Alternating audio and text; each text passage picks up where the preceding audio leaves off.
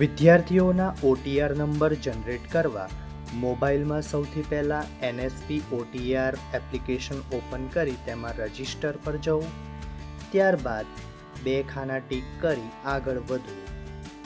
હવે મિત્રો અહીંયા વિદ્યાર્થીનો રજિસ્ટર મોબાઈલ નંબર જે એના આધાર કાર્ડમાં જે મોબાઈલ નંબર એને એન્ટર કરાવેલો છે તે નંબર આપણે અહીંયા ટાઈપ કરવાનો છે।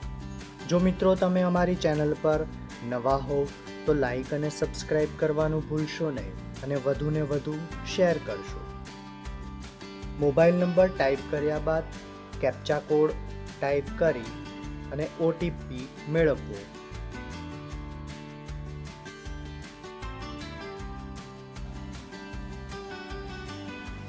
OTP number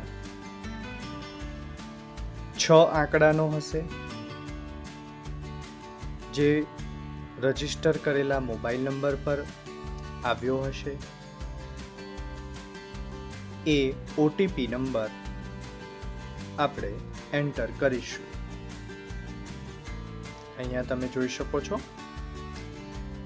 OTP number type કરીશું। કેટલીક વખત થોડો સમય લાગી શકે છે। OTP નંબર ટાઈપ કર્યા બાદ વેરીફાઈ આપીશું અને વેરીફાઈ આપતા વિદ્યાર્થીની માહિતી ખુલી જશે અને એ વિદ્યાર્થીની માહિતી આધાર કાર્ડને લગતી હશે। એમાં માતાનું નામ અને પિતાનું નામ લખવું અને ત્યારબાદ બંને નામ લખાઈ જાય, ઈમેલ લખવાની જરૂર નથી અને આગળ કેપ્ચા કોડ ટાઈપ કરીશું। કેપ્ચા કોડ ટાઈપ કર્યા બાદ પ્રોસીડ આપતા અહીંયા વિદ્યાર્થીનો રેફરન્સ નંબર જનરેટ થશે। હવે મિત્રો નીચે લોગિન જે છે લોગિન પર આપણે જઈશું। આ રેફરન્સ નંબર નોંધી લેવો। લોગિન પર જઈ રેફરન્સ નંબર ટાઈપ કરવો। રેફરન્સ નંબર ટાઈપ કર્યા બાદ અહીં ફરીથી આપણે OTP માગશે।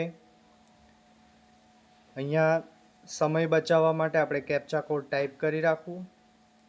ત્યારબાદ OTP પર ક્લિક કરતા ફરીથી મોબાઈલ નંબર પર OTP આવશે। OTP દાખલ કરશો અને આગળ વેરીફાઈ કરશો એટલે વિદ્યાર્થીની માહિતી આવી જશે અને પછી એમાં પ્રોસીડ નીચે જે છે પ્રોસીડ પર આપશો અને એગ્રી કરશો એટલે વિદ્યાર્થીનું આપણે ફોટો ક્લિક કરવાનો છે, ફેસ ઓથેન્ટિકેશન જેને કહેવાય છે। અને ત્યારબાદ ફેસ ઓથેન્ટિકેશન થયા બાદ એનો OTR નંબર જનરેટ થઈ જશે। અહીં આ રીતે આપણને OTR નંબર જોવા મળશે। તો થેન્ક યુ, તમારો આભાર, ખૂબ ખૂબ